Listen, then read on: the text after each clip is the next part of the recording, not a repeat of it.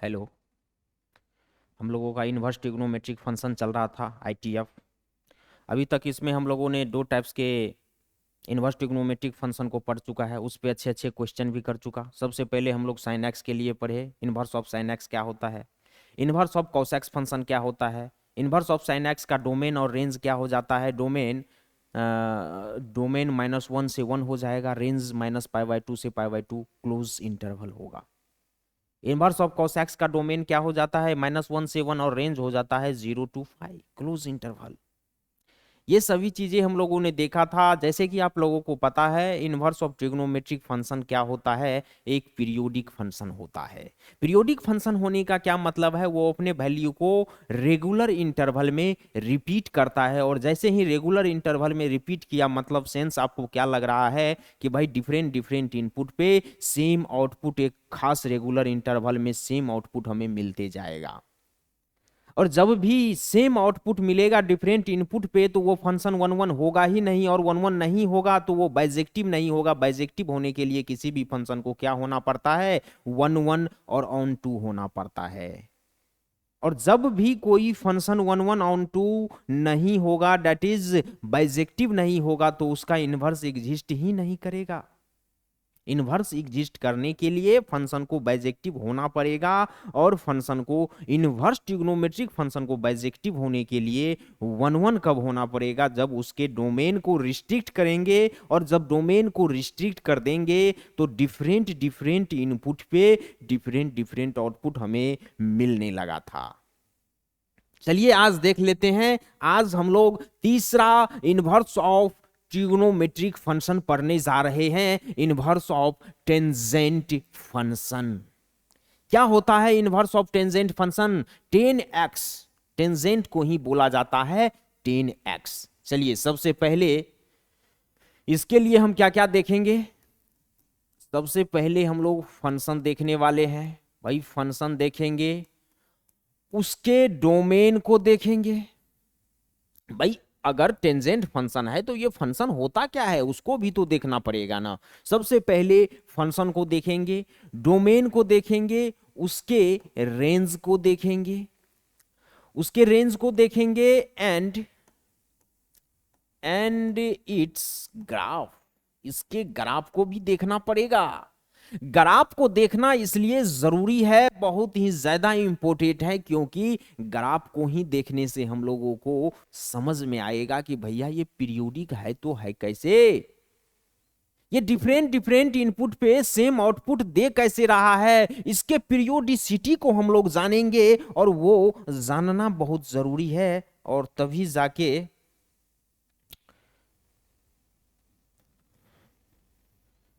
इसका क्वेश्चन भी कर पाएंगे। चलिए सबसे पहले y is equal to f x, और एफ एक्स हो जाएगा 10x।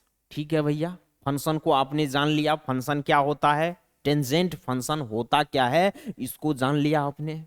y is equal to f x, y is equal to f x, और एफ एक्स क्या हो जाएगा 10x। 10x का डोमेन क्या हो जाता है, डोमेन हो जाएगा r-2n+1 π/2, जहां पे n बिलोंग्स करेगा इंटीजर को। z क्या है, n belongs z, n integer को बिलोंग्स करेगा। इंटीजर पता है ना, अरे भाई -8 -9 -10 +8 +9 +10, ये सभी नंबर क्या है, इंटीजर है। इंटीजर कहां से कहां होता है, माइनस इनफाइनाइट से प्लस इनफाइनाइट। रियल नंबर भी माइनस इनफाइनाइट से प्लस इनफाइनाइट होता है, लेकिन रियल नंबर में रेशनल, इरेशनल, डेसिमल, फ्रैक्शन सभी नंबर आ जाता है। इंटीजर में रेशनल, इरेशनल नंबर नहीं आएगा, सिर्फ और सिर्फ इंटीजर होना चाहिए। चलिए डोमेन रेंज को देख लिए। अब यहां बोला जाए अगर y is equal to 10x undefined, ये 10x अनडिफाइंड हो जाता है, कब होता है, जब cos x 0, और cos x 0 कब होता है,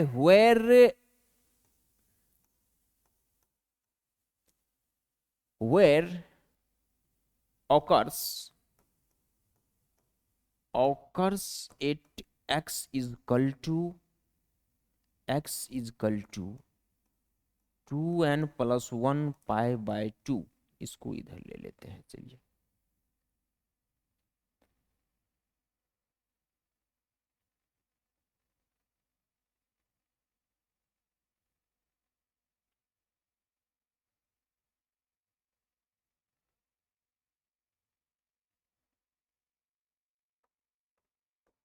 When occurs at x is equal to 2n+1 π/2, भाई यही चीज लिखा जा रहा है, 2n+1 π/2, ओड मल्टीपल ऑफ π/2। ये क्या हो गया आपका? Odd multiple of π/2, odd multiple of π/2। बात समझ में आ रहा है? ये सभी चीजें ज्यादा कंफ्यूज करे, ज्यादा लाउड नहीं लेना है। आपको इतना समझ लेना है कि भाई y equal to 10x undefined हो जाएगा। कब होगा? जब cos x 0 होगा। भाई 10 का cos से क्या लेना देना हो? cos x 0 रहा है और अनडिफाइंड 10x हो जा रहा है। तो देखिए अभी रिलेशन देख रहे हैं, ये अगर अनडिफाइंड हो जाएगा कब? जब भी x जो है 10x का x जो है 2n+1 π/2 होगा, मतलब ओड मल्टीपल ऑफ π/2 होगा। यहां मान लीजिए 10x इज इक्वल टू आपका sin x अपॉन में cos x होगा। इसको डिफाइंड होने के लिए cos x not is equal to 0, cos x क्या नहीं होना चाहिए? Not is equal to 0। cot x 0 नहीं होना चाहिए भाई। Something upon 0 infinite undefined, not defined, नहीं डिफाइंड होगा। तो यहां पे cos x not is equal to 0, तो मतलब cos x कौन कौन x पे 0 हो जाता है, वही x नहीं होना चाहिए। भाई समझ रहे हो बात को? cos x 0 नहीं होना चाहिए, मतलब कोई भी cos का जो इनपुट होगा, cos का जो डोमेन होगा, cos का जो x होगा, वो x क्या क्या नहीं रखे, क्या क्या रखने पे 0 हो जाता है, लेकिन क्या क्या नहीं रखे ताकि ये cos x 0 नहीं हो। तो x जो है नहीं रखना चाहिए ओड मल्टीपल ऑफ π/2। x क्या क्या नहीं होना चाहिए? 2n+1 π/2। बात समझ रहे हैं? x और क्या क्या, इसको भाई लिखे कैसे, इसको खोला कैसे जाता है? x जो है नहीं होना चाहिए dot dot of two odd multiple of π/2, -5 π/2 -3 π/2 -3 π/2 -π/2 dot dot dot dot of two +π/2 3 π/2 5 π/2। ये सभी देखिए अभी बहुत π/2, माइनस में भी ओड मल्टीपल ऑफ π/2 बहुत होगा, प्लस में भी होगा। डॉट डॉट लगाने से समझ जाइएगा, आगे पीछे और भी माइनस इनफाइनाइट तक से प्लस इनफाइनाइट तक चलेगा भाई ये। तो यहां बहुत सारा ऐसा x है जो वो x कैसा होना चाहिए? ओड मल्टीपल ऑफ π/2 जो नहीं होना चाहिए x, ये सभी मल्टीपल ऑफ π/2 नहीं होना चाहिए, ये सभी एंगल नहीं होना चाहिए cos x के लिए, नहीं तो cos x 0 हो जाएगा। बात समझ में आया? इसीलिए ये 10x फंक्शन का जो डोमेन दिया गया है, ये डोमेन आपका r माइनस समथिंग दिया गया है, r minus odd multiple of π/2 जो ये दिया हुआ है, यहीं से ये कहानी इसका बना हुआ है। मतलब डोमेन आपका क्या कर दे भाई? डोमेन आपका रियल नंबर तो होगा, लेकिन रियल नंबर में से कुछ नंबर नहीं होना चाहिए ओड मल्टीपल ऑफ π/2। तो r माइनस यहां पे ये सभी नंबर कर दे भाई। इसको एज ए समेट के शॉर्टकट में 2n+1 π/2 लिख दिए, या इसको इस तरीके से लिख दो, बात बराबर है। यहां पे r माइनस एक्स कर देते हैं, आप लोग समझ जाइएगा x क्या नहीं होना चाहिए। ये सभी r माइनस एक्स कर दिए। बात समझ में आ रहा है क्या?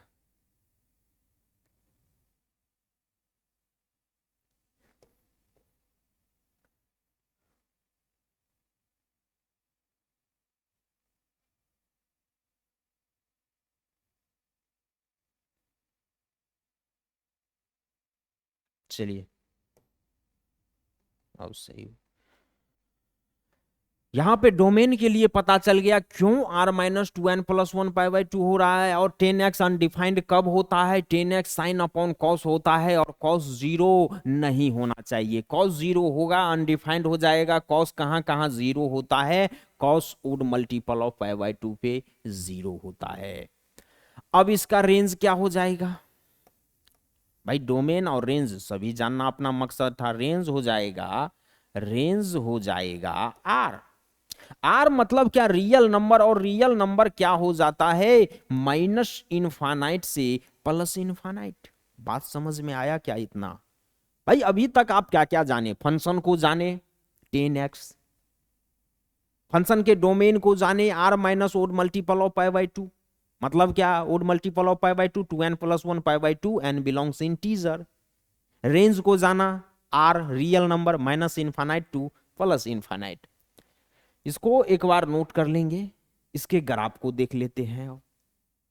चलिए भाई आगे बढ़ते हैं। चलिए अब ग्राफ ऑफ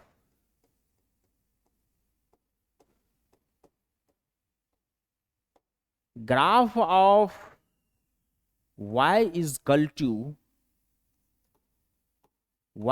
टू 10x, जहां पे x-2 से लेके 2 के बीच में रहेगा। x-2 से तो बड़ा होगा, लेकिन 2 से छोटा होगा। बात समझ में आ रहा है क्या? आना चाहिए। चलिए भाई सबसे पहले क्या कर लेंगे, सभी एंगल के लिए x और y देख लेंगे भाई।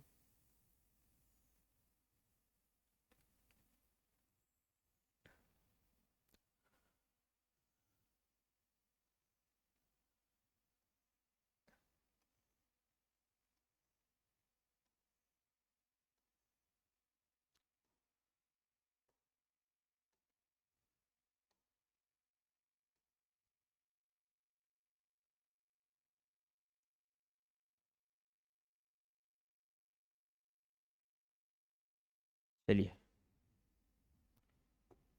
एक्स वाई, एक्स क्या रहेगा? -2 से 2 तक। भाई एक्स आपका क्या बताया जा रहा है? -2 से तो बड़ा होना चाहिए, लेकिन 2 से छोटा होना चाहिए। यहाँ पे एक्स आपका -2 -3 π/2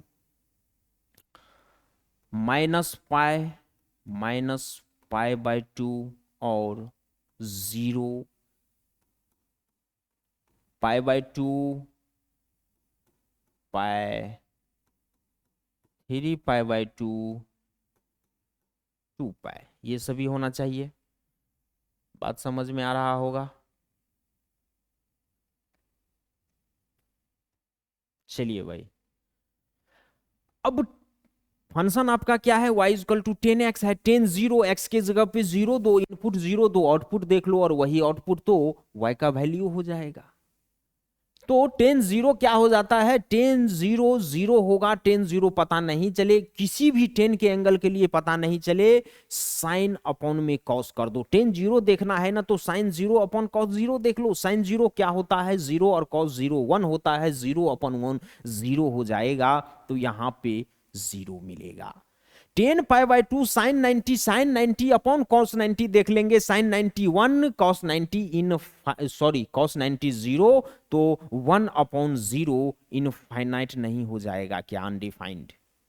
चलिए 10π देख लेंगे। 10π sine pi upon cos pi. Sine pi क्या हो जाता है? साइन पाई 0 हो जाता है, और कॉस पाई -1 हो जाता है। 0 अपॉन -1 0 हो जाएगा। 10 3π/2 देख लेंगे। 10 3π/2 साइन 3π/2 हो जाएगा। साइन 3π/2 साइन 3π/2 -1, और कॉस 3π/2 0 -1 अपॉन 0 इनफाइनाइट हो जाएगा। 10 2π देख लेंगे। टेन 2 पाई देखोगे साइन 2 पाई अपॉन कॉस 2 पाई, साइन 2 पाई 0, कॉस 2 पाई 1, 0 अपॉन में 1 दैट इज 0। उसी तरीके से माइनस पाई बाई 2 के लिए इनफाइनाइट होगा, पाई के लिए 0 होगा, 3 पाई माइनस 3 पाई बाई 2 के लिए इनफाइनाइट होगा और माइनस 2 पाई के लिए 0 होगा। ये सभी इनपुट आउटपुट आ गया। अब बताइए कि आप ग्राफ ड्रॉ नहीं कर सकते हैं क्या? एकदम कर सकते हैं। एक्स और वाई एक्सिस ले लीजिए,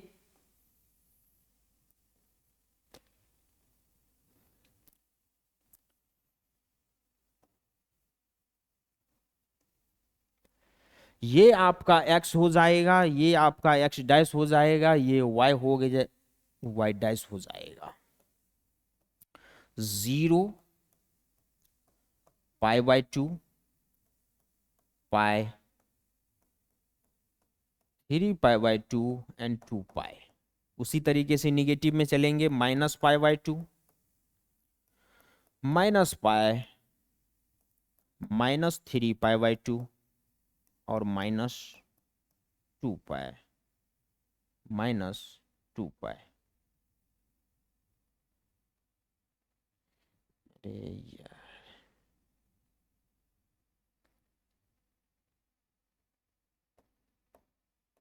चलिए 0 पे तो भैया 0 है, पाई बाई 2 पे इनफाइनाइट जा रहा है। पाई बाई 2 पे कहाँ जाएगा? इनफाइनाइट में। इनफाइनाइट कहाँ है? y में इनफाइनाइट, ऊपर प्लस इनफाइनाइट, नीचे माइनस इनफाइनाइट। भाई पॉजिटिव y एक्सिस पे positive infinite, negative y axis पे निगेटिव इनफाइनाइट। तो यहां पे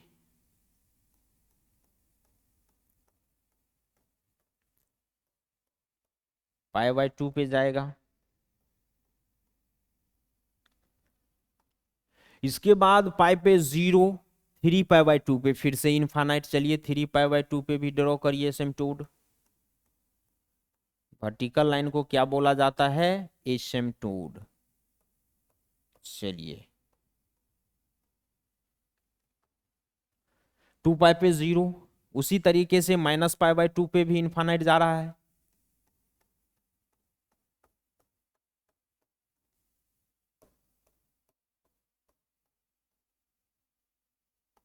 चलिए भाई माइनस 3 पाई बाई 2 पे भी।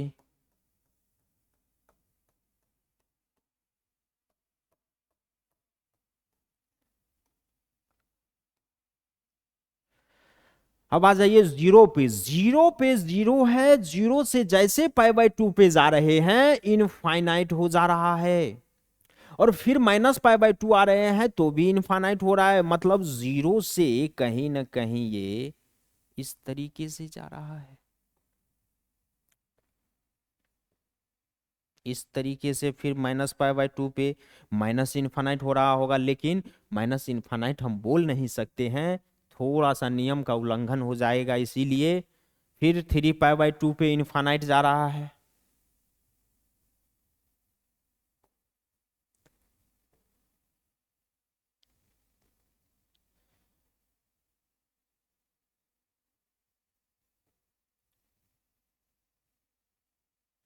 अगर फर्दर आगे होता, फर्दर आगे क्या होएगा? पाई बाई 2 ऐड करोगे 5 पाई बाई 2 आएगा, और 5 पाई बाई 2 कहीं ना कहीं 5 पाई बाई 2 पे फिर ये ग्राफ प्लस इनफाइनाइट पे जाएगा। 5 पाई बाई 2 ले नहीं सकते हैं क्योंकि 2 पाई तक ही ग्राफ को हम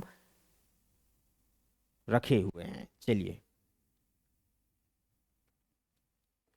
ये फिर कुछ इस तरीके से जाएगा, कुछ इस तरीके से, और ये ऊपर जाएगा इससे। अगर माइनस 5 पाई बाई 2 होता तो उसकी निगेटिव इनफाइनाइट में भी ग्राफ ये जाता। यहां दिख रहा है कैसे क्या हो रहा है? आप क्या देख रहे हैं? ऊपर और नीचे जो ये जा रहा है, कहां जा रहा है भाई? इनफाइनाइट में जा रहा है, दोनों तरफ इनफाइनाइट में जा रहा है। आपको लग रहा होगा कि पाई बाई 2 पे जाने के बाद ये ग्राफ ऊपर इनफाइनाइट पे टच कर देगा। भाई इनफाइनाइट को टच करने का मतलब क्या है? आपका 10x फंक्शन का वैल्यू इनफाइनाइट हो गया, और वैल्यू इनफाइनाइट हो जाए 10x इक्वल टू, वो तो अनडिफाइंड हो जाएगा ना, टच नहीं करेगा, ये कहीं एक दूसरे को टच नहीं करेगा, जाते जाएगा, ये दिख रहा है कि ऊपर जाने के बाद ये एक दूसरे को, ये एसिम्प्टोड मतलब ये -π/2 हो या π/2 वाला जो एसिम्प्टोड है, ये इस ग्राफ के लाइन को ऊपर इनफाइनाइट पे जाने के बाद टच कर देगा, टच कहीं नहीं करेगा। तो यहां से आप लोग क्या देख पा रहे हैं कि ये ग्राफ जो है, चलिए एक दो चीज देख लेना है इस ग्राफ के लिए। सबसे पहले देखते हैं ये जो वर्टिकल लाइन है आपका, ये जो वर्टिकल लाइन है ये क्या हो जाएगा, इसको एसिम्प्टोड बोला जाता है। Graph of 10x has, graph of 10x has vertical asymptote, vertical asymptote. और एक चीज क्या देख रहे हैं, देखिए तो सभी कंसेक्यूटिव एसिम्प्टोड के बीच में पाई यूनिट्स डिस्टेंस है कि नहीं है।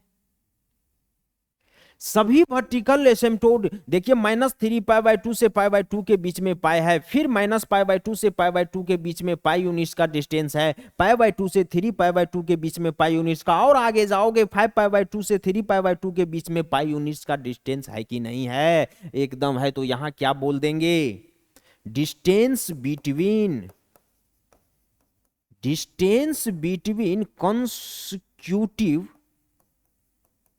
consecutive distance between consecutive asymptote, देर यार, चलिए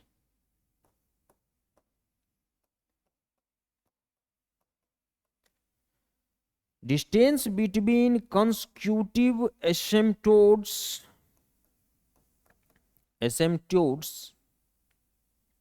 is pi। इसका मतलब हर एक पाई इंटरवल पे ये ग्राफ रिपीट कर रहा है कि नहीं। पीरियोडिक का मतलब क्या समझ में आ रहा है यहां से कि भैया इस ग्राफ का पीरियड जो है वो पाई है, ये एक पीरियोडिक ग्राफ है, मतलब 10x का ग्राफ है, 10x एक पीरियोडिक फंक्शन है। और जब ये पीरियोडिक फंक्शन है तो ये क्या है, इसका पीरियड पाई है। क्यों पीरियड पाई है, क्योंकि हर एक कंसेक्यूटिव एसिम्प्टोड के बाद आपका जो है वो डिस्टेंस पाई यूनिट है एक्स एक्सिस में। हर एक इंटरवल में ये ग्राफ सेम रिपीट कर रहा है कि नहीं, आपको दिख रहा होगा। चलिए यहां से फिर क्या बोल सकते हैं, period of 10x is pi. Pi है, इसका मतलब क्या है, this means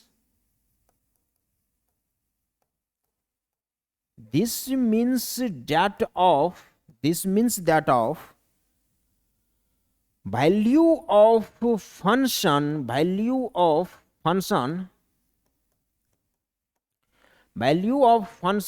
repeat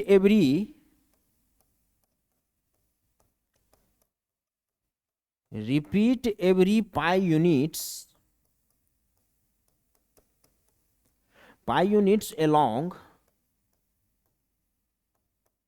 along the x axis। अरे भैया बात समझ में आ रहा है क्या, आना चाहिए।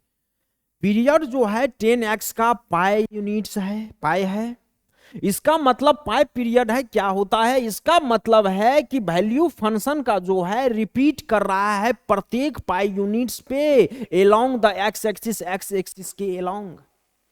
प्रत्येक पाई यूनिट पे फंक्शन का वैल्यू देखिए ना रिपीट कर रहा है। फंक्शन का वैल्यू का क्या मतलब है, फंक्शन का वैल्यू का मतलब है behaviour of this graph, behaviour nature of this graph. इस ग्राफ का नेचर बिहेवियर आपको कैसा लग रहा है। जैसा आप देखिए तो यहां से यहीं से चलते हैं -3π/2 से -π/2 के बीच में ग्राफ जिस प्रकार का है, क्या -π/2 से π/2 के बीच में ग्राफ उसी प्रकार का है? क्या π/2 से 3π/2 के बीच में भी ग्राफ उसी प्रकार का है? बिल्कुल है। तो इस दोनों इंड पॉइंट जिस के बीच में, जिस इंटरवल के बीच में, इस दोनों इंटरवल का डिस्टेंस है पाई यूनिट। इसीलिए हम क्या बोल देते हैं, 10x एक पीरियोडिक फंक्शन है जिसका पीरियड क्या है, पाई है। इतना तो कंफर्म हो गया भाई। अगर ये पीरियोडिक है, अपने वैल्यू को प्रत्येक इंटरवल में रिपीट कर रहा है, तो डिफरेंट डिफरेंट इनपुट पे सेम आउटपुट दे रहा है। यहां भी -π/2 से 3π/2 में जो आउटपुट दिया वो यहां भी दे रहा है। भाई इनपुट डिफरेंट हो रहा है, आउटपुट सेम हो जा रहा है, तब तो ये बाइजेक्टिव होगा ही नहीं ना, 1 1 ऑन 2 होगा ही नहीं।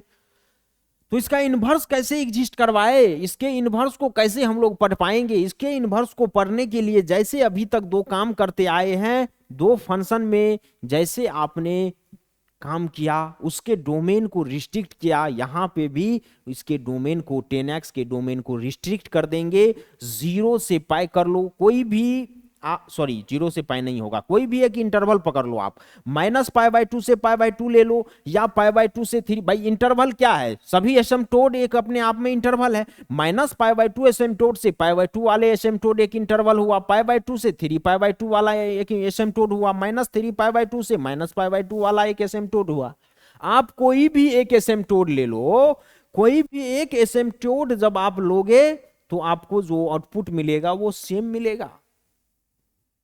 मतलब सभी एसिम्प्टोट नहीं ले सकते हैं आप। इसके डोमेन को 10x के डोमेन को या तो -3π/2 से -π/2 के लिए रिस्ट्रिक्ट करो, या -π/2 से π/2 के लिए रिस्ट्रिक्ट करो, या π/2 से 3π/2 के लिए रिस्ट्रिक्ट करो, या 2π से 3π/2 से 5π/2 के लिए रिस्ट्रिक्ट करो। हालांकि वहां तक तो हम ग्राफ लिए ही नहीं है, तो उधर बात ही नहीं करना है।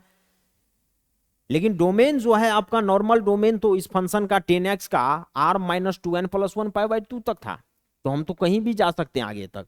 लेकिन यहां पे ऐसा रिस्ट्रिक्ट करेंगे, आपने देखा था sin x cos x में भी इस तरीके से रिस्ट्रिक्ट किए थे ताकि आगे हमें परेशानी ना हो इस फंक्शन को समझने में भी और उस पे क्वेश्चन भी करने में आगे कोई दिक्कत नहीं होना चाहिए। भाई जब मैथमेटिशियनों ने हमें बोला, मैथमेटिक्स हमें बोल रहा है कि आप अपने मन से कोई भी एक इंटरवल में इसके डोमेन को रिस्ट्रिक्ट कर सकते हो, तो भाई हम सबसे इजी वाला नहीं रिस्ट्रिक्ट करेंगे, इजी काम करना है भाई ताकि हमें आगे कोई दिक्कत ना हो।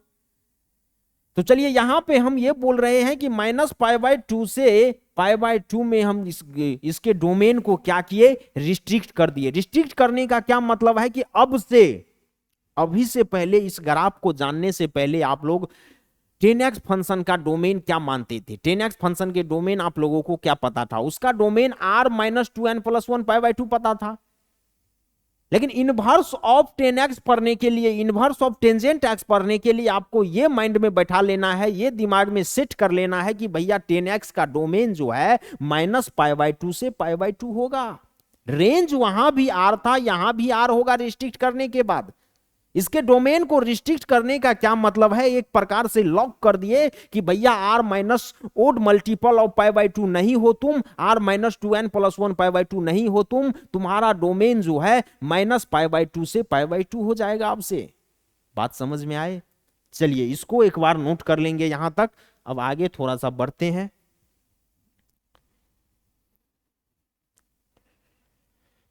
चलिए पॉज कर लीजिएगा।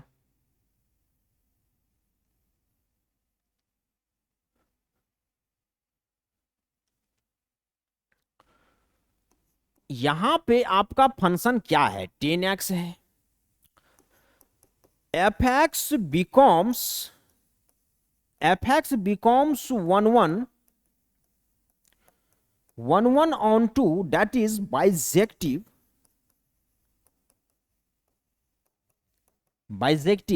thus क्या मतलब है इसका, fx फंक्शन जो है 10x जो है 1 1 on 2 हो जाए, बाइजेक्टिव हो जाए, तब क्या करना होगा, फंक्शन जो है f सच दैट -π/2 से π/2 रेंज आर रहेगा। ये बात समझ में आया क्या भैया? ये बात समझ में आना चाहिए स्टार मार्क लगा के। फंक्शन आपका अब कहां से कहां हो जाएगा, -π/2 से π/2। भाई जब साइन एक्स के डोमेन को आपने क्या किया था, साइन एक्स के डोमेन को रिस्ट्रिक्ट किया था, तो कहीं ना कहीं क्लोज इंटरवल लिया था आपने, डोमेन उसका -π/2 से π/2 और रेंज आप -1 से 1 वहां लिया था। यहां ठीक है, रेंज आर है, रियल नंबर है, तो रेंज का बात नहीं करेंगे। लेकिन 10x के लिए, टेंजेंट फंक्शन के लिए आप ओपन इंटरवल -π/2 से π/2 ले रहे हैं, और इसके लिए -π/2 से π/2 क्लोज में लिए थे साइन के लिए। ऐसा क्यों? यहां भी समझने वाली बात है। भाई इसका डोमेन ओड मल्टीपल ऑफ π/2 नहीं होना चाहिए था। -π/2 से π/2 का मतलब क्या है कि -π/2 से जस्ट थोड़ा सा बड़ा और π/2 से जस्ट थोड़ा सा छोटा, मतलब ओपन इंटरवल के मतलब, ओपन इंटरवल का मतलब हो जाता है कि इस दोनों नंबर के एंड पॉइंट के बीच का सारा एंगल को इंक्लूड किया जाएगा। बात समझ में आया? क्यों इसको इंक्लूड नहीं किया जाता है? -π/2 पे भी 10x क्या हो जाता है? इनफाइनाइट। और 10π/2 पे भी 10x क्या हो जाता है? इनफाइनाइट हो जाता है। चलिए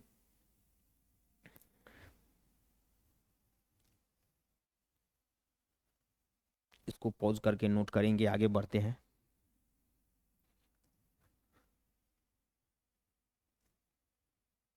चलिए next.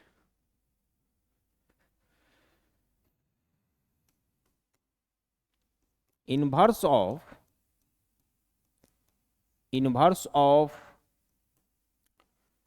10x is denoted by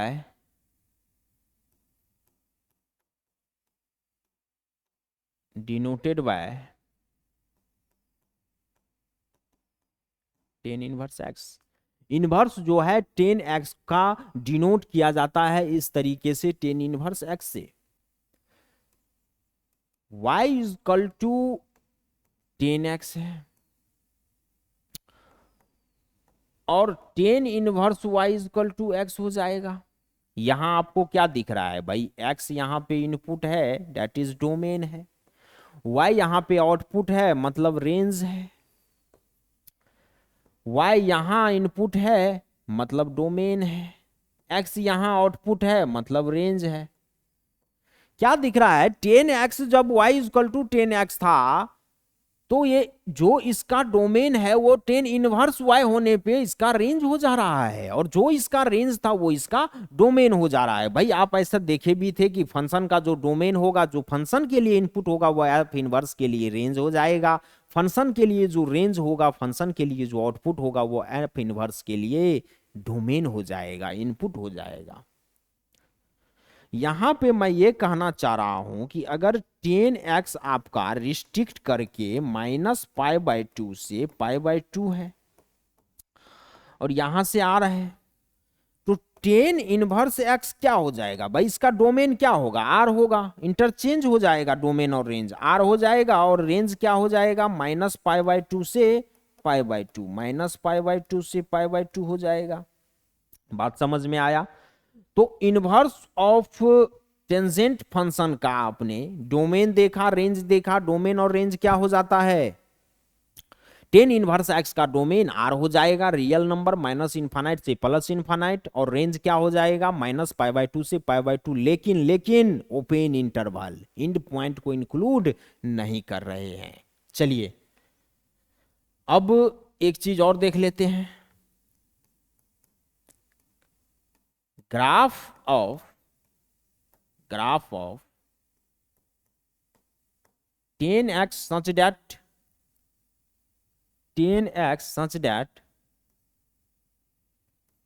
-π/2 से π/2,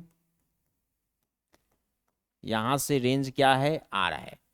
भाई जब आपने होल डोमेन में तो देखा था ग्राफ, इससे पहले 10x का देखा, लेकिन जब इसके डोमेन को रिस्ट्रिक्ट किया हमने, -π/2 से π/2 इसके डोमेन को रिस्ट्रिक्ट कर दिया, तब इसका ग्राफ क्या होगा? एक बार उसको भी नजर डालने क्या साथ के साथ? चलिए डाल लेते हैं।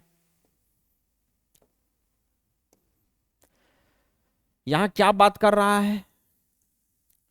y इक्वल टू 10x, जहां पे -π/2 से ग्रेटर x होगा और लेस होगा π/2। भाई इक्वल टू का साइन नहीं है, देखिए ओपन ब्रैकेट है तो यहां भी इक्वल टू का साइन नहीं है, क्योंकि -π/2 और π/2 को अटेंड नहीं कर रहे हैं, इंक्लूड नहीं किया जा रहा है। ये x डैश होगा, ये x हो जाएगा, ये y होगा, ये y डैश हो जाएगा। -π/2 से π/2 ये आपका -π/2 रहा, यहाँ कहीं ऑरिजिन 0 होगा और ये आपका π/2 रहा। -π/2 पे भी इनफाइनाइट जाएगा। भाई 10 -π/2 क्या हो जाएगा? इनफाइनाइट हो जाएगा भैया। चलिए +π/2 पे भी इनफाइनाइट जाएगा। बात समझ में आ रहा है? आना चाहिए, आना चाहिए, बात समझ में आना चाहिए। तो ग्राफ कैसा हो जाएगा? ग्राफ कहीं इस प्रकार का होएगा। अरे ग्राफ आपका इस तरीके का होगा।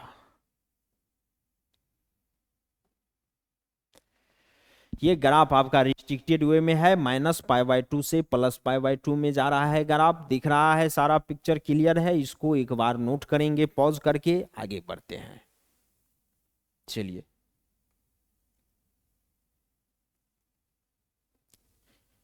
नेक्स्ट आ जाइए।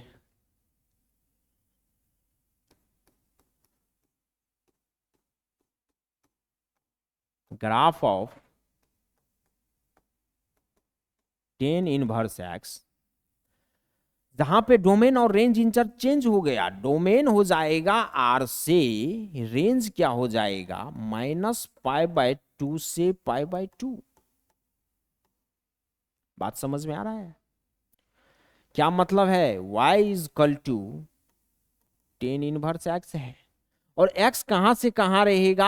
r में माइनस इनफाइनाइट से ग्रेटर रहेगा x, लेकिन लेस रहेगा इनफाइनाइट से। बात समझ में आ रहा है? चलिए भाई इतना ग्राफ ग्राफ हो गया इस चैप्टर में कि ग्राफ बनाना आप लोग सीख जाओगे, और नहीं सीखोगे तो मैं सिखा दूंगा। चलिए y कहां से कहां रहेगा? -π/2 से π/2। मतलब ये कहीं आपका हो जाएगा π/2, ऑरिजिन ये π/2 होगा। -π/2 भी क्या हो जाएगा? इनफाइनाइट। अरे ये -π/2 ना,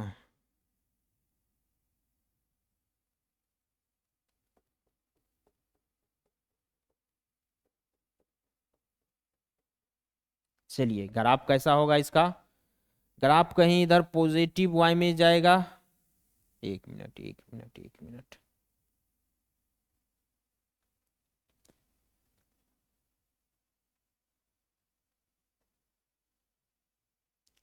x में प्लस इनफाइनाइट जाएगा, इधर y में माइनस इनफाइनाइट जाएगा। ग्राफ समझ में आया?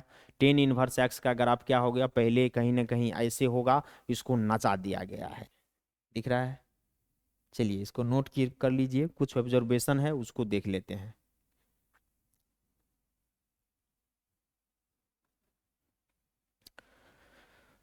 सम ऑब्जर्वेशन।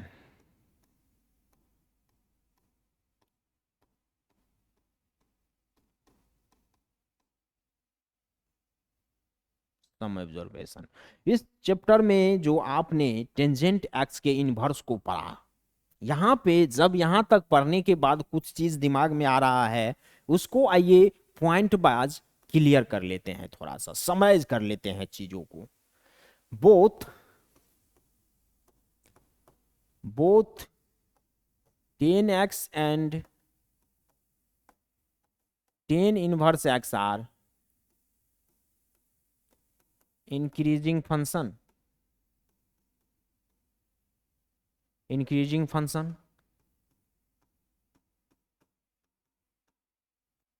in their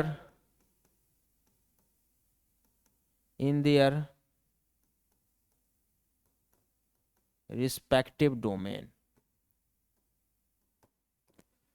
मतलब क्या है? दोनों tan x और tan इनवर्स x जो है वो इंक्रीजिंग फंक्शन है, वो अपने रिस्पेक्टिव डोमेन में। चलिए if θ1 less than θ2, tan θ1 less than हो जाएगा tan θ2 फॉर ऑल θ1 θ2 बिलोंग्स करेगा -π/2 से। डोमेन क्या है tan थीटा का? -π, रिस्ट्रिक्टेड वाला, -π/2 से π/2। And x1 less than x2, tan inverse x1 less than tan inverse x2। x1 अगर लेस होगा x2 से तो tan इनवर्स x1 भी लेस हो जाएगा tan इनवर्स x2 से। पलटेगा नहीं, पलटेगा कब? जब फंक्शन डिक्रीजिंग होगा। यहां फंक्शन इंक्रीजिंग है तो x1 अगर लेस देन x2 है तो tan इनवर्स x1 भी लेस देन होगा tan इनवर्स x2 से। जहां पे for all x1 x2 belongs करेगा R को। भैया इसके डोमेन को बिलोंग्स करेगा। क्या मतलब है इसका? समझ में नहीं आया सर? θ1 लेस देन θ2 है तो tan θ1 भी लेस देन tan θ1 है। आप लेट कर लो ना भैया, आप लेट कर लो। θ1 आप 0 डिग्री लेट करिए और θ2 आप क्या करिए? π/2 90 डिग्री लेट करिए। यहां आपका भी दिख रहा है भाई 0 डिग्री तो छोटा ही है ना π/2 से, π/2 तो बड़ा है ना। तो मतलब क्या? θ1 जो है वो लेस देन है θ2 से। चलिए tan θ1 tan θ2 कर देते हैं। tan θ1 करोगे tan 0 डिग्री क्या हो जाएगा? tan 0 डिग्री हो जाएगा 0। और tan θ2 करते हैं tan π/2 क्या हो जाएगा? इनफाइनाइट। तो एक बात बताइए, 0 से तो बड़ा है ना इनफाइनाइट। मतलब tan 0 डिग्री ग्रेटर आया, लेस आया कि नहीं tan π/2 से। इसीलिए यहां पे ये चीज बोल रहे हैं कि जब भी आपका θ1 ग्रेटर होगा, θ1 लेस होगा θ2 से तो tan θ1 भी लेस होगा tan θ2 से। यहां ये सब चीजें आपको दिखना चाहिए। चलिए उसी तरीके से इनवर्स के लिए भी आप देख लेना, x1 x2 बड़ा छोटा लेके देख लेना, वही बात होगा। चलिए सेकेंड नंबर पॉइंट में हम लोग क्या देख लेंगे? The minimum and maximum,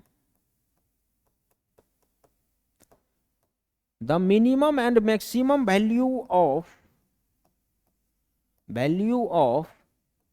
tan inverse x are -π/2 and π/2, but it does not attain these values। क्या बोल रहा है कि मिनिमम और maximum value tan inverse x का -π/2 और π/2 होगा। मिनिमम वैल्यू सबसे छोटा वैल्यू -π/2 और सबसे बड़ा वैल्यू π/2 होगा, लेकिन इस वैल्यू को अटेन नहीं करेगा। भाई क्लोज इंटरवल तो नहीं लगा है ना। आप बात को समझ रहे हैं? डोमेन क्या होता है tan इनवर्स x का? tan इनवर्स x का डोमेन रेंज हो जाता है। वैल्यू क्या है किसी भी फंक्शन का? मतलब उसका रेंज। तो tan इनवर्स x का रेंज -π/2 से π/2 ओपन इंटरवल है, मतलब इसके बीच का सभी वैल्यू तो होगा, लेकिन -π/2 और π/2 नहीं होगा। इसीलिए यहां बोला जाता है कि इस वैल्यू को अटेन नहीं करेगा। और अगर अच्छे से समझे, दैट इज क्या बोल सकते हैं? -π/2 लेस होगा tan इनवर्स x से, और tan इनवर्स x जो है वो लेस होगा π/2 से। मतलब इसके बीच का बात कर रहा है।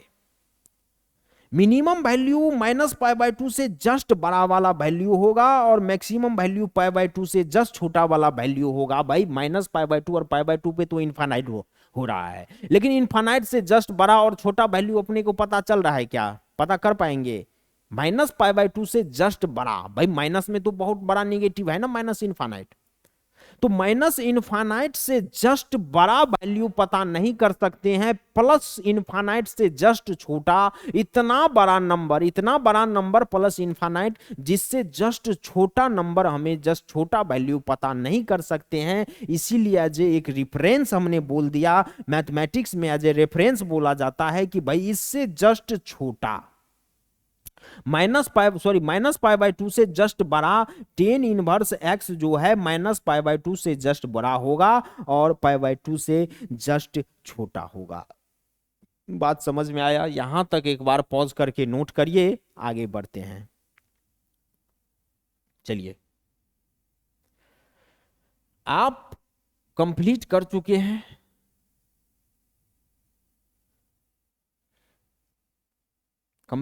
चुके हैं इनवर्स ऑफ टेंजेंट फंक्शन। अब चलिए आ जाते हैं इनवर्स ऑफ कोटेंजेंट फंक्शन। क्या हो जाता है inverse of cotangent function? Inverse of cotangent function, cotangent function. सबसे पहले फंक्शन को जानेंगे कि भाई कोटेंजेंट है कौन सा अजूबा चीज, कोटेंजेंट फंक्शन को जानेंगे।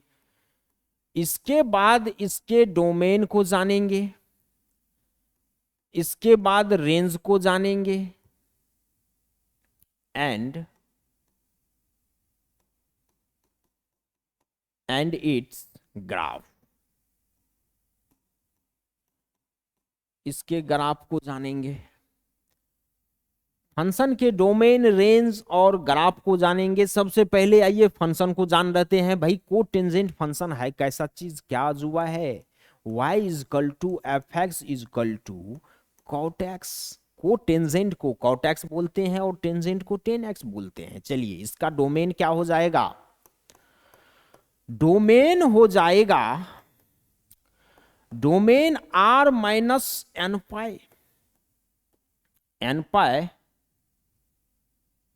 पाई, जहां पे n बिलोंग्स करेगा इंटीजर को, मतलब इंटीग्रल मल्टीपल ऑफ पाई।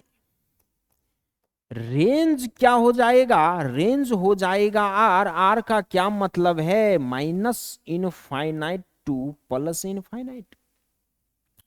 और कॉट एक्स कहां अनडिफाइंड होता है? y is equal to cot x undefined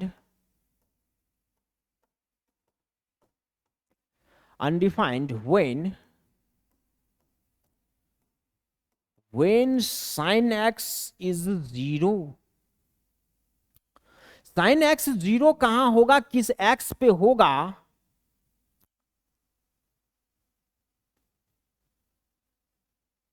किस x पे होगा?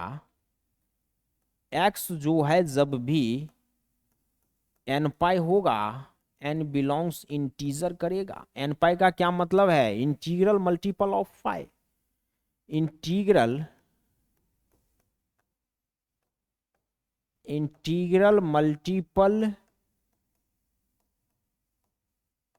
ऑफ पाई, इसका क्या मतलब है? Integral multiple of pi.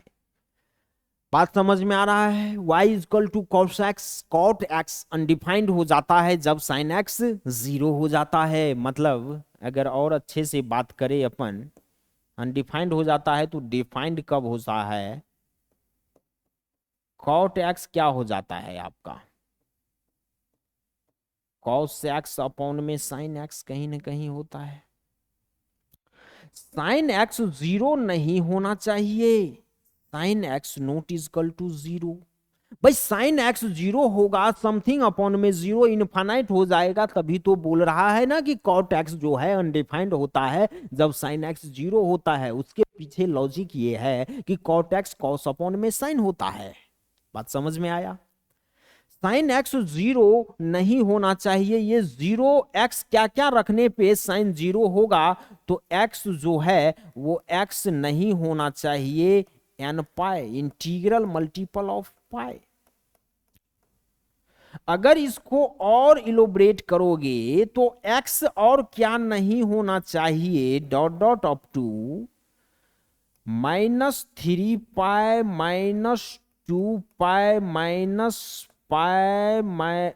Pi 2 pi 3 pi dot dot up to तक, मतलब इंटीग्रल मल्टीपल ऑफ पाई नहीं होना चाहिए। अब इसके डोमेन के बारे में जो यहाँ पे आपको बताया गया है वो बात आपको समझ में आ रहा है। r माइनस एन पाई क्यों है, r माइनस एन पाई क्यों है, कुल मिला के कहना क्या चाह रहा है, r minus dot dot up to -2 pi pi pi 2 pi और भी जाते जाएगा डॉट डॉट। ये बात है r माइनस एन पाई, एन बिलोंग्स z के पीछे मकसद ये है कि रियल नंबर माइनस इनफाइनाइट से प्लस इनफाइनाइट के बीच में जितना भी इंटीग्रल मल्टीपल ऑफ पाई होता है वो नहीं होना चाहिए डोमेन में, कॉट x के डोमेन में। अगर वो सभी नंबर हो जाएगा कॉट x क्या होगा, अनडिफाइंड हो जाएगा। कॉट x भी 10x के तरह ही एक पीरियोडिक फंक्शन है। चलिए इसके भी ग्राफ को देखते हैं, इसके नेचर बिहेवियर को समझते हैं। एक बार पॉज करके आप लोग नोट कर लेंगे, आगे बढ़ते हैं। चलिए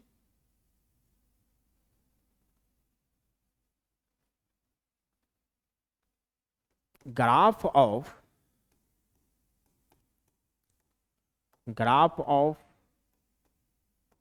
coat x y is equal to cot x, जहां पे x -2 पाई से तो ग्रेटर रहेगा लेकिन x लेस रहेगा 2 पाई से। बात समझ में आया क्या? यहां पे सबसे पहले क्या कर लोगे, x और y देख लेंगे सभी एंगल के लिए।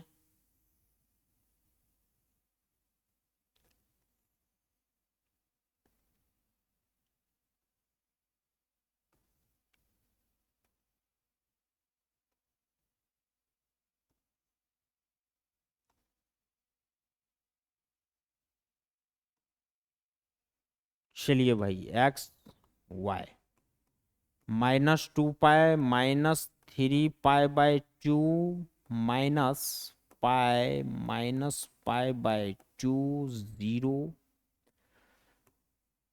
पाई बाय 2 पाई 3 पाई बाय 2 2 पाई। बात समझ में आ रहा है?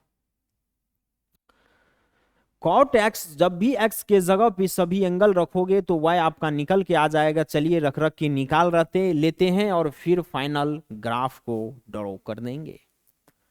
कॉट 0 क्या हो जाएगा, कॉस 0 अपॉन में साइन 0, तो ये हो जाएगा आपका 0। कॉस 0 नहीं, 0 नहीं, इनफाइनाइट हो जाएगा। कॉस 0 हो जाता है 1, sine 0 0, cos upon sine infinite.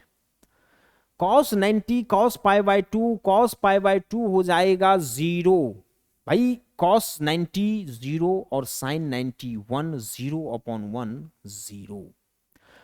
Cot pi क्या हो जाएगा, कॉट पाई हो जाएगा cos pi upon sine pi, that is infinite. Infinite cos pi हो जाएगा -1, साइन पाई हो जाएगा 0, तो ये हो जाएगा इनफाइनाइट। कॉट 3 पाई बाय 2 क्या हो जाएगा, कॉस 3 पाई बाय 2 अपॉन में sine 3 pi by 2, cos 3 pi by 2 0, sine 3 pi by 2 क्या हो जाएगा अपॉन में साइन 3 पाई बाय 2 माइनस इन1, दैट इज इनफाइनाइट। नहीं भाई 10 3 पाई बाय 2 बोल रहे हो, तो cos 3 pi by 2 upon sine 3 pi by 2, cos 3 pi by 2 0 और साइन 3 पाई बाय 2 -1, 0 अपॉन -1 क्या हो जाएगा 0। कॉट 2 पाई क्या हो जाएगा, कॉट 2 पाई हो जाएगा कॉस 2 पाई अपॉन में साइन 2 पाई, कॉस 2 पाई 1 और साइन 2 पाई 0, 1 अपॉन 0 इनफाइनाइट। -2 पाई 0 होगा, माइनस पाई इनफाइनाइट हो जाएगा, -3 पाई बाय 2 0 हो जाएगा और -2 पाई फिर से इनफाइनाइट हो जाएगा। चलिए भाई ग्राफ को ड्रॉ कर लिया जाए। यहाँ पे कुछ वैल्यू को कट कर ले तो अच्छे से ग्राफ अपना बन जाएगा। छोड़िए इतना ही में बनाते हैं, शॉर्ट छोटा ही थोड़ा बना लेंगे, क्या हो जाएगा।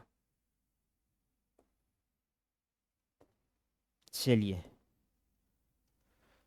y y dash x dash x हो जाएगा। ये आपका ओरिजिन π/2 पाई 3π/2 2 पाई -π/2 -पाई -3π/2 -2 पाई। बात समझ में आया नंबरिंग कैसे क्या किया जा रहा है। अब एसिम्प्टोट यहां पे कहां कहां रहेगा।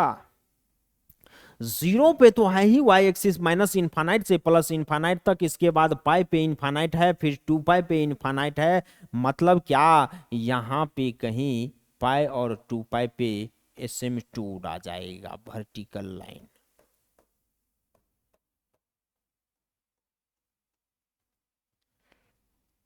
फिर 2 पाई पे जाएगा,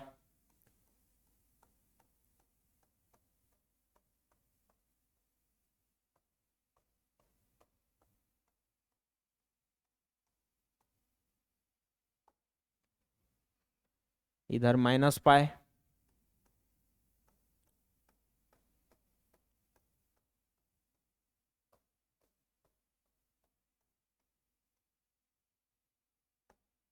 -2 पाई।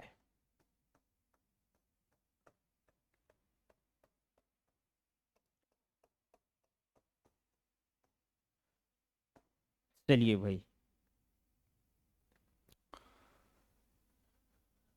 0 पे इनफाइनाइट है, π/2 पे 0 है, फिर -π/2 पे 0 है, 0 पे इनफाइनाइट है। ये कुछ इस तरीके से जाएगा, कुछ ग्राफ ऐसा होगा।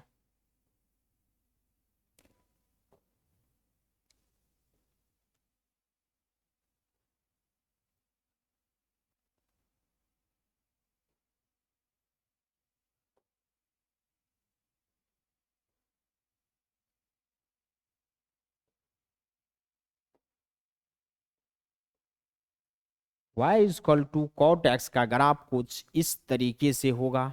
अब यहां देखिए एक चीज,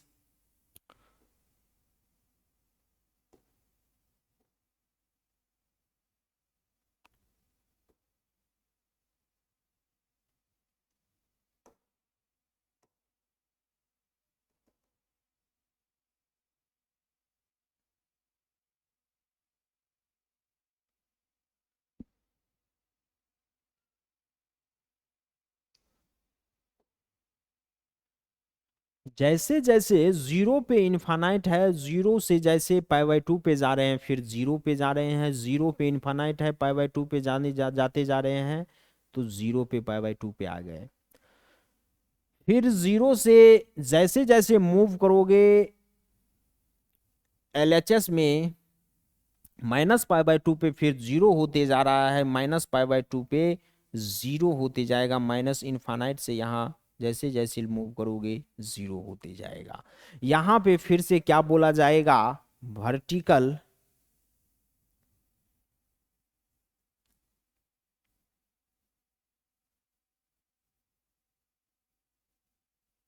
चलिए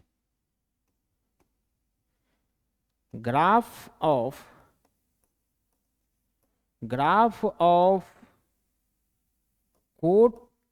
cot x has vertical asymptote।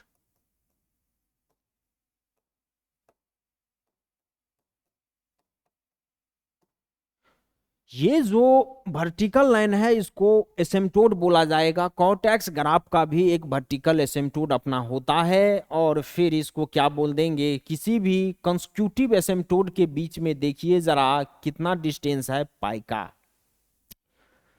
तो यहाँ पे फिर से वही बात जैसे आपने टेंजेंट एक्स में पढ़ा था, distance between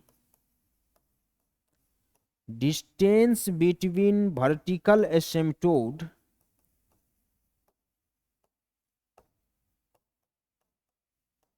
distance between vertical asymptote is pi। और जब ये इसका डिस्टेंस वर्टिकल एसिम्पटोट के बीच में पाया है, तो यहां से ये आपको विजुअली भी कंफर्मेशन मिल जा रहा है, विजुअली कंफर्म हो जा रहा है कि भैया इस ग्राफ का जो है पीरियड पाई है, मतलब इस कॉट एक्स फंक्शन का पीरियड पाई है कि नहीं है। बिल्कुल। तो यहां से क्या बोल देंगे, period of cot x is pi. Pi period होने का क्या मतलब है, this means that of value of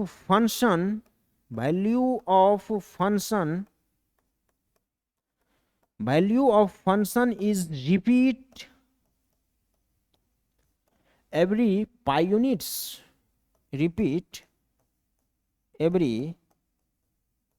units along the x axis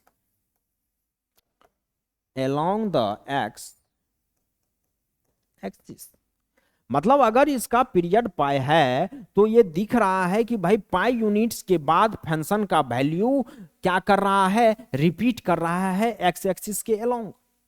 जैसा ग्राफ -2 से 2 के बीच में है, ये देख लीजिए वही ग्राफ -π से 0 के बीच में है, वही 0 से π के बीच में, फिर π से 2 के बीच में सेम ग्राफ का बिहेवियर नेचर है कि नहीं है। कॉट एक्स फंक्शन का ग्राफ जो है वो पाई यूनिट्स पे अपने आप को रिपीट कर रहा है कि नहीं, प्रत्येक पाई यूनिट पे दिख भी रहा है कि भैया प्रत्येक पाई यूनिट पे ये अपने नेचर को ग्राफ रिपीट कर रहा है। मतलब अगर ग्राफ रिपीट कर रहा है तो फंक्शन का वैल्यू भी तो रिपीट कर रहा है।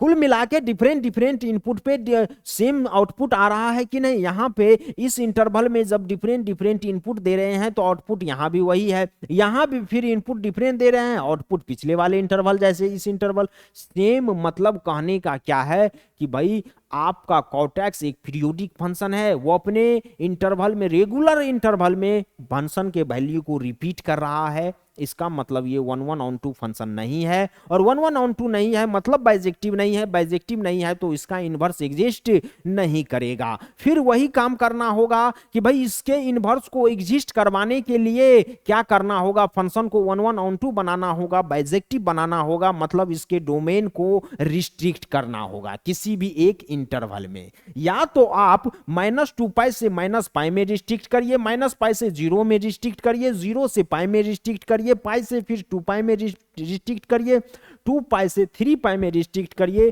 कोई दिक्कत नहीं है, मामला वही रहने वाला है। तो क्यों नहीं हम अपने अकॉर्डिंग ऐसा इंटरवल में रिस्ट्रिक्ट करें ताकि वो आगे भी इजी रहे।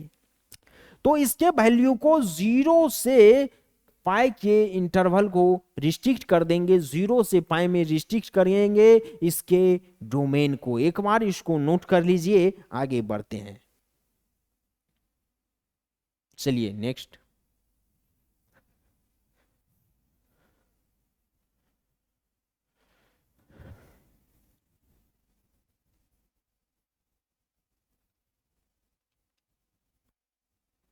एफ एक्स आपका यहां पे क्या है, एफ एक्स कॉट एक्स है। अब हम क्या बोल दें, F x becomes 1/1 that is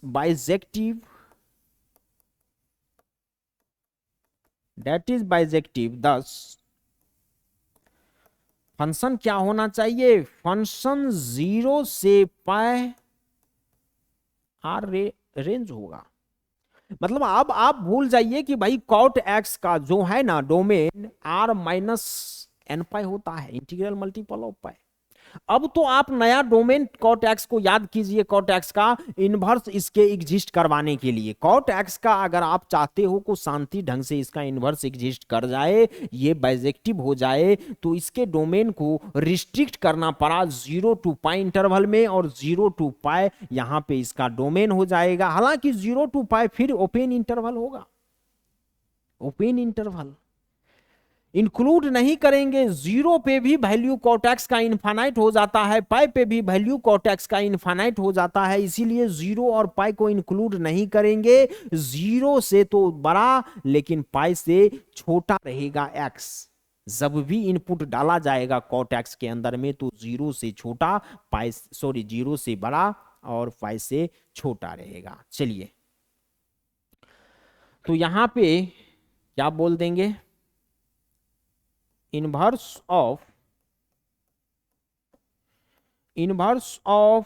cot x is denoted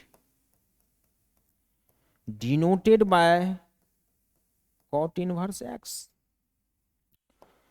y is equal to cot x implies that cot inverse y is equal to x। यहाँ पे फिर वही बात हो जाएगा, डोमेन यहाँ x है, y यहाँ पे रेंज है, और फिर y यहाँ पे रेंज हो जाएगा, x यहाँ पे डोमेन हो जाएगा। कहीं किसी को कोई दिक्कत है क्या?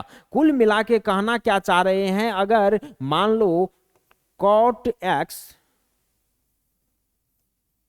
अगर कॉट एक्स आपका 0 to π से रेंज आर है, तो कॉट इनवर्स एक्स क्या हो जाएगा, आर से रेंज 0 से π नहीं हो जाएगा क्या? ये चीजें आपको समझ में आना चाहिए। चलिए अब आप कहां तक पढ़ चुके हैं कि भाई कॉट इनवर्स एक्स का डोमेन और रेंज क्या हो जाएगा, डोमेन आर होगा, रेंज 0 to π, और वो भी इन ओपन इंटरवल, इंक्लूड नहीं कर रहे हैं इसके रेंज को। यहां तक एक बार उसको नोट कीजिए, आगे बढ़ते हैं। चलिए नेक्स्ट, अब आ जाइए एक बार रिस्ट्रिक्टेड वे में जो कॉट एक्स के डोमेन को हमने रिस्ट्रिक्ट किया उसके भी ग्राफ को देखेंगे, एक बार कॉट इनवर्स एक्स के भी ग्राफ को देखेंगे, फिर कुछ ऑब्जर्वेशन देखेंगे और खेल खत्म करेंगे। चलिए सबसे पहले क्या देखना है, ग्राफ ऑफ कॉट एक्स, जहां पे 0 से π ये आपका आर हो जाएगा, 0 से π आर हो जाएगा। कुल मिला के क्या बात करना चाह रहा है, ये आपका y is equal to cot x है, 0 से तो ग्रेटर होगा x लेकिन π से छोटा होगा। चलिए भाई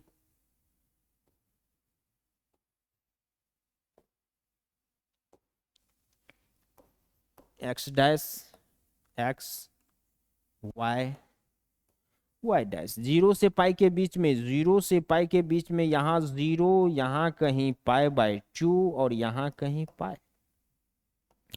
कॉट 0 इन्फानाइट कॉट π/2 क्या हो जाएगा, 0 cos π/2 अपॉन साइन π/2, 0/1 0 हो जाएगा, π/2 0।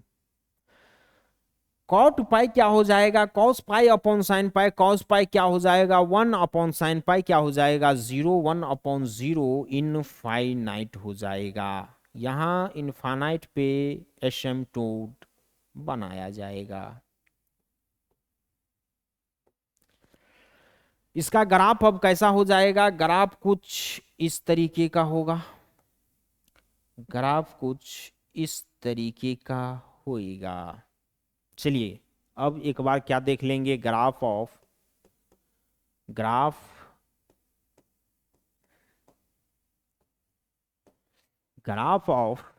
कॉट इनवर्स एक्स, जहां पे r से 0, π रेंज चलेगा। क्या मतलब है, y is equal to cot inverse x दिया हुआ है, जहां पे x कहां से कहां, x r है, भाई डोमेन आर है मतलब इसका इनपुट आर होगा, एक्स आर है। माइनस इनफाइनाइट से greater x less than infinite होगा। चलिए भाई,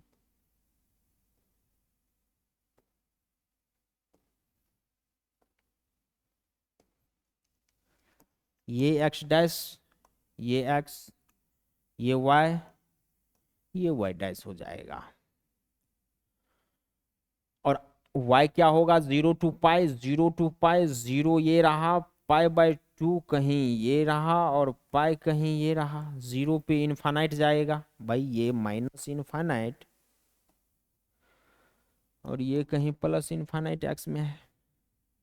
एसिम्पटोट पाई पे जाएगा, क्यों, क्योंकि पाई जो है वो इनफाइनाइट हो रहा है। Cot pi, cot inverse.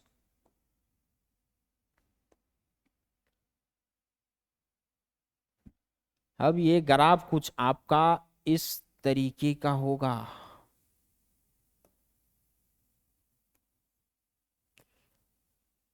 दिख रहा है, ये रहा y is equal to cot x 0 to pi, ये रहा y is equal to cot inverse x, जहां पे x माइनस इनफाइनाइट से इनफाइनाइट के बीच में रहेगा। इसको नोट कर लीजिए, कुछ एब्जॉर्बेशन देख लेते हैं। चलिए पॉज करके देखिए, ये सब ग्राफ जो लिया जा रहा है, छोटा छोटा ग्राफ, ये सब ऐसा नहीं है कि कुछ इसका जयदे आप लोगों को दिखाने के लिए जरूरत है। बस एक बार इसके वैल्यू को समझ रहे हैं कि कहीं से कहीं अगर ग्राफ दे दे तो कैसे ड्रॉ करोगे। क्वेश्चन में अगर कहीं कभी दे दे कि भाई ग्राफ हमको tan inverse x cot inverse x का ड्रॉ करो, जहां पे डोमेन यहां से यहां, रेंज यहां से यहां रहे, तो अपन ने तो कॉस के डोमेन को रिस्ट्रिक्ट करके कहां से कहां लिया, कॉट के डोमेन को 0 to पाई, लेकिन वो कोई और इंटरवल लेके बोलेगा अब हमको कॉट इनवर्स एक्स का ग्राफ ड्रॉ करिए, तो क्या करिएगा, उसके रेंज को का 0 से पाई रखिएगा, नहीं। इसीलिए ये सभी चीजें लिया जा रहा है। चलिए, सम एब्जॉर्बेशन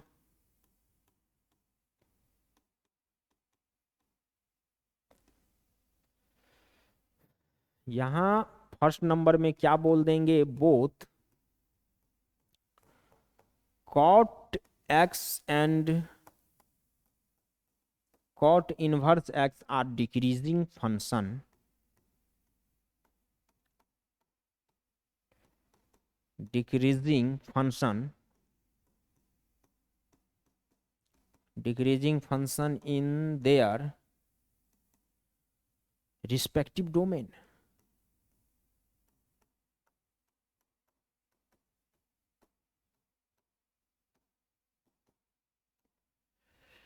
कॉट एक्स और कॉट इनवर्स एक्स जो है वो एक डिक्रीजिंग फंक्शन होता है, वो अपने रिस्पेक्टिव डोमेन में। रिस्पेक्टिव डोमेन में सबसे पहले क्या देखेंगे, अगर इफ θ1 लेस है θ2 से, इंप्लाइज दैट कॉट θ1 लेस नहीं ग्रेटर हो जाएगा, डिक्रीजिंग है ना, ग्रेटर हो जाएगा कॉट θ2 से, फॉर ऑल θ1 θ2 बिलोंग्स करेगा 0 to pi, and x1 less x2 होएगा तो क्या हो जाएगा, कॉट इनवर्स x1 ग्रेटर हो जाएगा cot inverse x2, for all x1 x2 belongs करेगा R। बात समझ में आया भाई, यहां पे θ1 लेस है θ2 से, तो कॉट θ1 ग्रेटर हो गया कॉट θ2 से, क्या मतलब है इसका। चलिए θ1 ले लेते हैं, θ1 ले लेते हैं पाई/2, और θ2 पाई ले लेते हैं। बहुत बढ़िया बात भाई, θ1 यहां दिख रहा है आप लोगों को छोटा है θ2 से, पाई/2 छोटा है पाई से, दिख रहा है बात। चलिए अब आ जाइए, कॉट पाई/2 क्या हो जाएगा, कॉट पाई/2 हो जाएगा कॉट पाई बाय 2 हो जाएगा आपका sine pi by 2 by cos pi by 2, sorry cos pi by 2 by sine pi by 2, cos pi by 2 zero, तो ये तो जीरो हो जाएगा। और कॉट पाई क्या हो जाएगा, कॉट पाई हो जाएगा, कॉट पाई हो जाएगा, कॉट पाई हो जाएगा कॉस पाई अपन साइन पाई, कॉस पाई -1 और साइन पाई जीरो, तो यहाँ कहीं माइनस इनफाइनाइट टाइप का कुछ एंगल बन रहा है। मतलब जीरो तो बड़ा है ना भाई, माइनस में बहुत बड़ा निगेटिव और यहाँ जीरो है केवल, तो जीरो टू बड़ा हो जाएगा। तो यहाँ इसीलिए कॉट थीटा 1 ग्रेटर हो जा रहा है कॉट थीटा 2। ये बात इसके पीछे का है। चलिए इसको नोट करना हो नोट कर लीजिए, इसको हटाते हैं। चलिए अब दूसरा पॉइंट आ जाएंगे। The minimum and maximum value of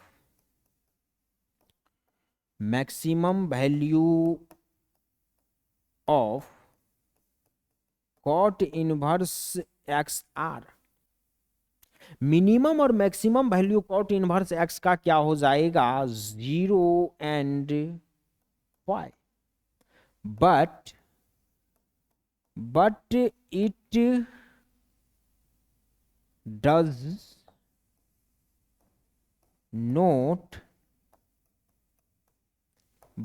it does not attains this value।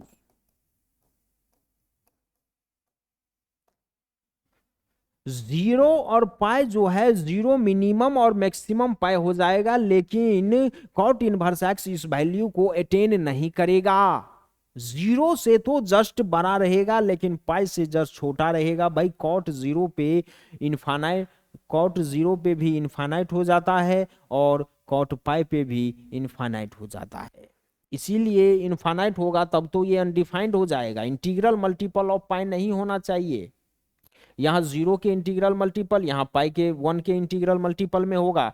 कुल मिला के डेट इज जीरो से ग्रेटर होना चाहिए कॉट इनवर्स एक्स और लेस होना चाहिए पाई। मतलब कॉट इनवर्स एक्स जो है ना वो जीरो और पाई के बीच में रहना चाहिए। हालांकि बोलने के लिए मिनिमम जीरो मतलब जीरो से जस्ट बड़ा वैल्यू, कॉट जो है वो जीरो से बड़ा होगा लेकिन पाई से छोटा होगा। जीरो से जस्ट बड़ा और पाई से जस्ट छोटा वैल्यू, माइनस इनफाइनाइट से जस्ट बड़ा और प्लस इनफाइनाइट से जस्ट छोटा। माइनस इनफाइनाइट और प्लस इनफाइनाइट से बड़ा छोटा अपन नहीं पता कर सकते हैं, इसीलिए एक रेफरेंस वैल्यू लेना पड़ता है। चलिए इसको पॉज करके एक बार नोट कर लीजिए। ये आपका tangent, inverse of tangent function, inverse of को टेंजेंट फंक्शन यहां तक बिल्कुल समाप्त होता है। मिलते हैं नेक्स्ट लेक्चर में, तब तक के लिए बने रहिए, पढ़ते रहिए, मुस्कुराते रहिए। नेक्स्ट लेक्चर में आप लोगों को इस दोनों इनवर्स फंक्शन पे, टेंजेंट ऑफ इनवर्स पे और को टेंजेंट ऑफ इनवर्स पे जितना भी अच्छे अच्छे क्वेश्चन होगा उन सभी क्वेश्चन का एक ग्रुप लेके आने वाले हैं। चलिए तब तक के लिए धन्यवाद, मिलते हैं नेक्स्ट सेशन में।